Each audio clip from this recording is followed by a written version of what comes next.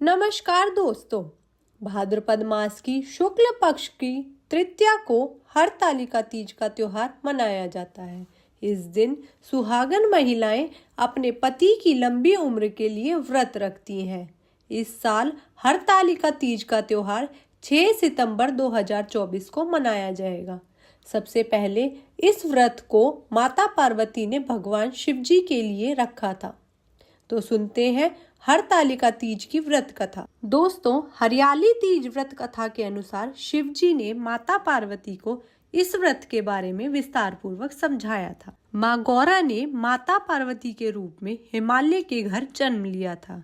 बचपन से ही माता पार्वती भगवान शिव को वर के रूप में पाना चाहती थी और उसके लिए उन्होंने कठोर तप किया।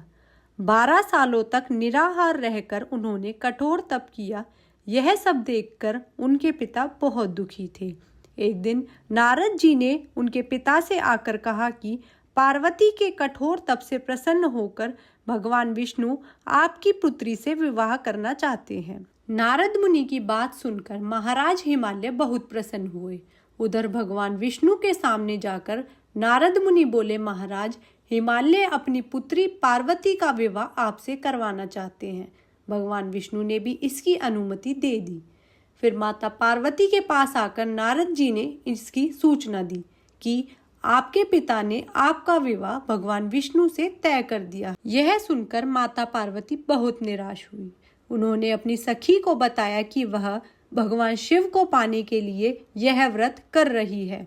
माता पार्वती की इच्छा सुनकर उनके पिता महाराज हिमालय की नजरों से बचाकर उनकी मैया माता पार्वती को घने सुनसान जंगल में स्थित एक गुफा में छोड़ आई। यहीं रहकर उन्होंने भगवान शिव को पति के रूप में पाने के लिए कठोर तप शुरू किया, जिसके लिए उन्होंने रेत पर एक शिवलिंग की स्थापना की।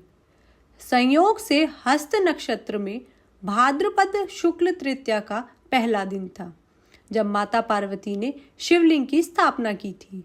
इस दिन निर्जला उपवास रखते हुए उन्होंने रात्रि में जागरण भी किया था। उनके कठोर तप से भगवान शिव प्रसन्न हुए और माता पार्वती को उनकी मनोकामना पूर्ण होने का वरदान दिया। अगले दिन अपनी सखी के साथ माता पार्वती ने व्रत का पारण किया और समस्त पूजा सामग्री को गंगा नदी में प्रवाहित कर दिया। उधर माता पार्वती के पिता भगवान विष्णु को अपनी बेटी से विवाह करने का वचन दिए जाने के बाद पुत्री के घर छोड़ देने से व्याकुल थे। वह माता पार्वती को ढूंढते हुए उस स्थान तक जा पहुंचे जहां माता पार्वती थी। इसके बाद माता पार्वती ने उन्हें अपना घर छोड़ देने का कारण बताया और भगवान शिव से विवाह करने का अपना संकल्प और भगवान शिव द्वारा मिले वरदान के बारे में भी बताया। इसके बाद माता पार्वती के पिता हिमालय ने भगवान विष्णु से माफी मांगी और वे भगवान शिव के साथ माता पार्वती के विवाह के लिए राजी हो गए। कुछ समय बाद उन्होंने माता पार्वती का विवाह भगवान शिव के साथ पूरे विधि विधान पूर्वक करवा दिया। मान्यता है कि इस दिन जो महिलाएं विधि विधान पूर्वक और पूर्ण निष्ठा से इस व्रत को करती हैं, वे मन चाहे वर को प्राप्त करती हैं।